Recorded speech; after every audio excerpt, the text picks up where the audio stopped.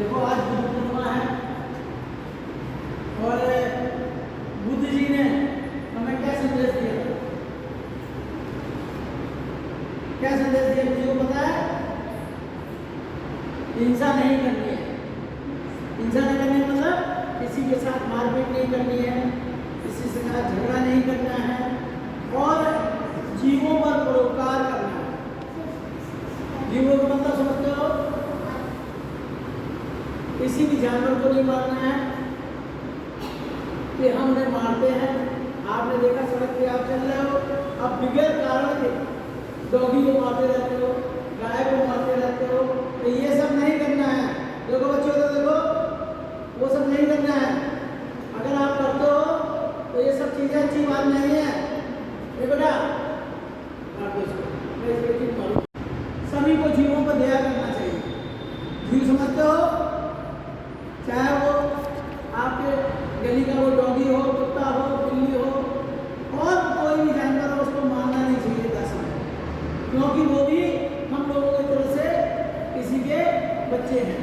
ठीक है? तो ये चीज़ों को ध्यान रखना चाहिए। और साथ साथ कल मदर डे था, तो आप लोग तो आज मैम ने कार्ड बनवाया है, अपनी मदर को आप लोग कार्ड देंगे और साथ साथ अपनी मदर का ध्यान रखेंगे। ठीक है? मदर आप लोगों के लिए कितना काम करती हैं। आपकी मम्मी आपको खाना खिलाती हैं, पानी पिलाती हैं और सारा दिन आपके कपड़े और हर चीज़ का ध्यान रखती है। तो माँ एक ऐसी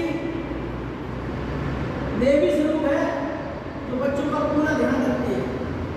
ऐसे ही पिता भी पूरा घर चलाने के लिए बहुत ज़्यादा ध्यान रखते हैं। तो आप लोगों ने आज मदर डे है, तो आप लोगों ने कल था मदर डे, लेकिन आज हम लोग सेलिब्रेट कर रहे हैं, तो आप लोग अपनी मदर का ध्यान रखें, उनकी बात माने और साथ साथ यहाँ स्कूल रेगुलर है, अच्छी तरीके से आए।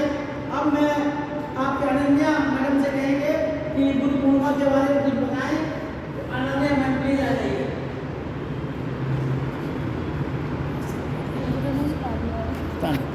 हाँ तान्या, सॉरी तान्या मैम कुछ बताएं बुद्ध पूर्णिमा के बारे में।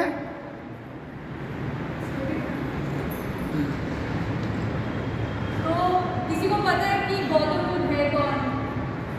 पता है? जो भी बताओ पता।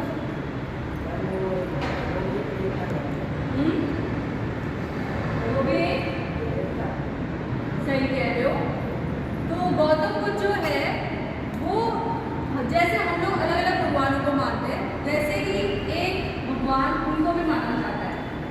एक जो रिलीजन है जिसे हम बुद्धिज्म कहते हैं, ठीक है, और वो लोग उसे मानते हैं, लेकिन वो है कौन, आए कहाँ से? नेपाल से। नेपाल से। तो गौतम बुद्ध जो है उनका असली नाम है सिद्धार्थ गौतम। वो एक बहुत बड़े शहर था नेपाल के पास में, लुम्बिनी, बहुत साल पहले वहाँ पैदा हुए और उनके पापा जो थे वो राजा थे उस जगह पे। तो उनका नाम था शुद्धोदन। और वो जो थे जब वो पैदा हुए उसके थोड़े ही दिन बाद लेकिन उनकी माँ मर गई। ठीक है? तो जब एक साधु उनके घर आए तो उन्होंने उनको बताया कि जो आपका बेटा है वो बहुत ही विद्वान बनेगा, लेकिन अगर उसने कुछ ऐसे दुख देखा जिंदगी में तो वो अपना घर छोड़ के जंगलों में रहने चल जाएगा हमेशा। तो उसके पापा नहीं चाहते थे कि उनका बेटा कभी भी उन्हें छोड़ के जाए, तो उन्होंने क्या किया, उसे हमेशा उनका जो महल था उसके अंदर रखा। तो हमेशा बस वो महल के अंदर ही रहा, उसके अंदर ही पड़ा हुआ। लेकिन कब तक रहता? तो एक दिन क्या हुआ, वो अपने भाई के साथ ऐसे ही जा रहा था, उन्होंने एक बहुत सुंदर सी चिड़िया देखी। उस चिड़िया को उसके भाई ने एक निशाना लगाया, ठीक है, और वो मर गई।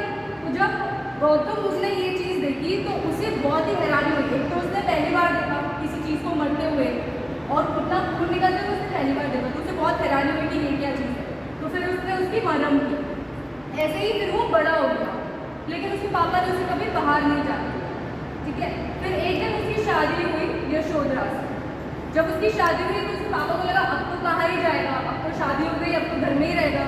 तो ये सोच के फिर उन लोगों को थोड़ा बहुत बाहर निकलने लग गया। तो एक दिन ऐसे ही वो अपने नौकर के साथ बाहर जा रहा था, तो उसने पहली बार देखा एक बुड्ढा आके देखा।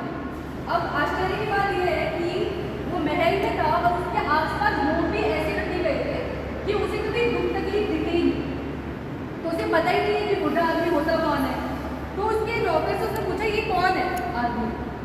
बताया कि एक बुढ़ा आदमी और हम सब एक समय आता है जब हम सब बुढ़े हो जाते हैं, ठीक है।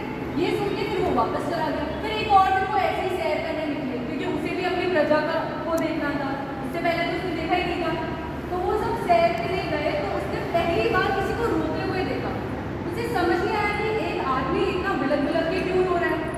तो उसके नौकर ने बताया कि उस आदमी को बहुत दर्द है। दर्द है मतलब उसको कोई बीमारी होती है। और बताया कि हम सबको ज़िंदगी में कभी ना कभी बीमारी होती है। क्यों? क्योंकि वो तो राजा है, लेकिन उसके पास तो सब सुविधा है, तो उसको कोई बीमारी इतनी जल्दी होती नहीं है। पर जो कॉमन लोग हैं, मतलब आम आदमी, उनको कभी भी कोई बीमारी हो सकती है। तो ये सोच के भी ठीक है, वो वापस चला गया। फिर एक और दिन वो सैर पे गए, तब उसने देखा एक मरी हुई लाश देखी, मरे हुए इंसान की लाश, जो बहुत सारे लोग कंधे में लेके जा रहे थे श्राद्ध करने के लिए। अब उसे लगा कि ये क्या चीज़ है। तो उसको सबसे बड़े ज़िंदगी का झटका तब लगा जब उसे ये पता चला कि एक बार जब बुढ़ा होने के बाद आदमी मर जाता है, ये दुनिया छोड़ के वो चला जाता है, ये चीज़ उसके दिमाग में अटक गई। और वो सोचता रहा इस बारे में कि हम क्या कर रहे हैं ज़िंदगी में। इतने लोग हैं जो इतनी तकलीफें हो रही है, जिन्हें लड़ाई झगड़ा करते हैं लोग।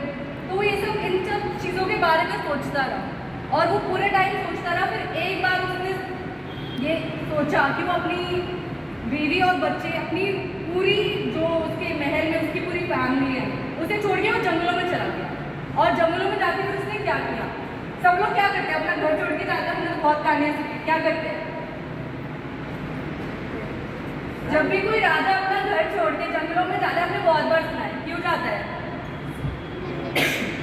शांति पाने के लिए और साधु बनने के लिए, तपस्या करने के लिए। तपस्या करने के लिए। तो वो छोड़ के चला गया और जाके वो एक पीपल के पेड़ के नीचे बैठ गया। इसलिए पीपल का पेड़ जो, उसे भी हम लोग बहुत क्या बोलते हैं, इम्पोर्टेंट मानते हैं, पवित्र पवित्र पवित्र मानते हैं। तो उस एक पीपल के पेड़ के नीचे बैठा और उसने वहाँ पे अपनी तपस्या की काफ़ी टाइम तक। और जिस पेड़ के नीचे वो बैठा उसे हम बोलते हैं बोधि ट्री। बोधि ट्री मतलब बोध, मतलब कि बुद्धा के से जो बन रहा है उसी का नाम से हम बोधि ट्री बोलते हैं। तो उसे बोधि पेड़, तो उसके नीचे बैठा और उसने जब उसकी तपस्या पूरी हुई, उसे पूरी दुनिया का ज्ञान हुआ, समझ